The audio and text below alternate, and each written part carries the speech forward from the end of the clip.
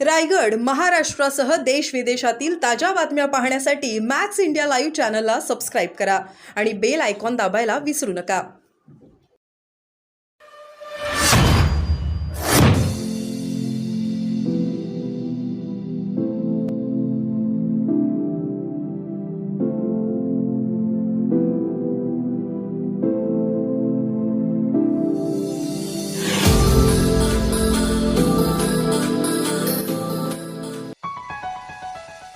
रोह्यात flat घेत आहात तर सावधान. माजी उपनगराध्यक्ष जितेंद्र दिवेकर आक्रमक. कुंडलिका नदी काठावर वाढते अतिक्रमण. पूर रेषेच्या आत बांधकाम. रोड खुर्द ग्रामपंचायतचा प्रताप. रोह्यात फ्लॅट घेत आहात तर सावधान असा इशारा देण्यात येत आहे. याबाबत माजी उपनगराध्यक्ष जितेंद्र दिवेकर आक्रमक झाले आहेत. रोह्यात मोठ्या प्रमाणात नियम व कायदे धाब्यावर बसून इमारतींची बांधकामे सुरू आहेत. कुंडलिका नदीच्या पूर रेषेमध्ये बांधकाम करण्यास परवानगी नसताना कार्यकारी अभियंता पाटबंधारे विभाग यांच्या ना हरकत दाखवल्यावरून ग्रामपंचायत रोड खुर्द यांनी संगनमताने व परिणामाचा कोणताही विचार न करता इमारतीला परवानगी दिलेली आहे. सदर बांधकाम खाली गाळे व सरसदनिका अशा स्वरूपाचे आहे. या इमारतीमध्ये नागरिक कर्ज काढून जवळील बचत खर्च करून रूम घेणार आहेत. मात्र पूर रेषेच्या आत बांधकाम असल्याने भविष्यात इमारत अनधिकृत ठरू शकते. इमारतीवर तोडक कारवाई होऊ शकते. त्यामुळे सदनिका विकत घेणारे उद्ध्वस्त होतील असा धोका आहे. दरम्यान कुंडलिका नदी काठावर होणारे अतिक्रमण व ब्ल्यू लाईनमध्ये होणारे बांधकाम हे अनधिकृत असून या संदर्भात कारवाई व्हावी यासाठी जितेंद्र दिवेकर हे आज उपोषणाला बसणार होते. पण पाटबंधारे विभागाने 10 दिवसांमध्ये अहवाल सादर करून कारवाई करू असे आश्वासन दिल्याने त्यांनी उपोषण स्थगित केले. मात्र जनतेला सावधानतेचा रोखठोक इशारा दिला आहे. Dhammasheel Sawant, news bureau, Raigad.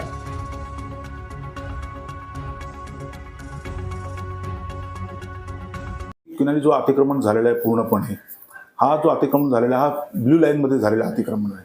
हरित क्रांती लावण्याने जो निकाल दिलेला होता, जी ब्ल्यू लाईन तयार झालेली होती, जी इरिगेशन डिपार्टमेंटनेच तयार केलेली होती आणि त्याच्यामध्ये स्पष्ट लिहिलेलं आहे त्या ब्ल्यू लाईनमध्ये या क्षेत्रामध्ये कुठचाही रहिवासी बांधकाम करायचा नाही.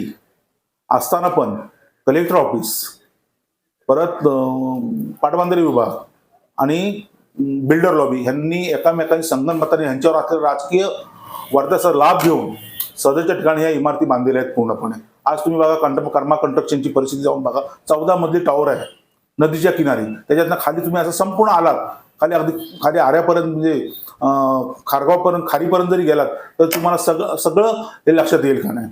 आणि हा जो हे आहे काय बाबा, आम्ही कलेक्टरांना पण नोटीस या संदर्भात दिलेल्या आहेत, इरिगेशन डिपार्टमेंटला पण नोटीस दिलेल्या आहेत, संबंधित बिल्डरांना पण आम्ही नोटीस दिलेल्या आहेत. पण हे एकामेकावर लटत असतात. तर माझी नागरिकांना आव्हान आहे का, हे नदी काठची जी बांधकामं चाललेली आहेत ही सगळीपणे ही ब्ल्यू लाईन मधली आहेत आणि ब्ल्यू लाईन मधली जी बांधकामं चालू आहेत ही आज ना उद्या ही तुटणार आहेत आणि याचा पुराचा धोका भरपूर आहे. तर माझी नागरिकांना विनंती आहे, जर कोणाला काय ब्लॉक घ्यायचे असतील किंवा काय घ्यायचे तर हे ब्ल्यू लाईन मध्ये असतील ती ह्याची खात्री करून घ्या, नंतर ब्लॉक करून, कारण हा फार मोठा राकेट आहे. यांच्या संदर्भात आम्ही हायकोर्टात दावा दाखल करणारच आहोत. पण त्याच्यासाठी पहिले आम्ही उपोषणाचा मार्ग पत्करलेला आहे. त्या संदर्भात त्यांनी आता 10 दिवसात आम्हाला सगळा अहवाल देतो म्हणून सांगितलेला आहे.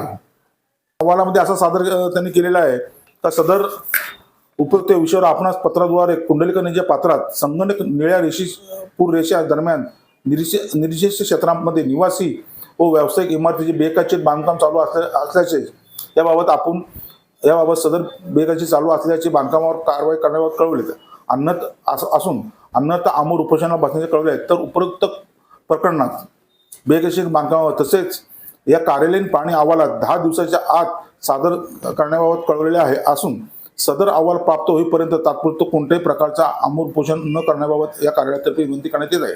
त्यांनी मला स्पष्ट सांगितलेलं आहे का 10 दिवसाच्या आत आपल्याला अहवाल सादर करू आम्ही तर बाबा ह्या जे नदी किनारी चाललेल्या बांधकामाच्या संदर्भात म्हणून करणारच आहोत. इरिगेशन डिपार्टमेंटने ज्या एनओसी दिलेल्या आहेत, ज्या एनओसी ब्ल्यू लाईन मध्ये दिलेल्या आहेत, तर त्यांची त्या अधिकाऱ्यांवर कारवाई व्हावी या संदर्भात आम्ही मागणी करणार आहोत.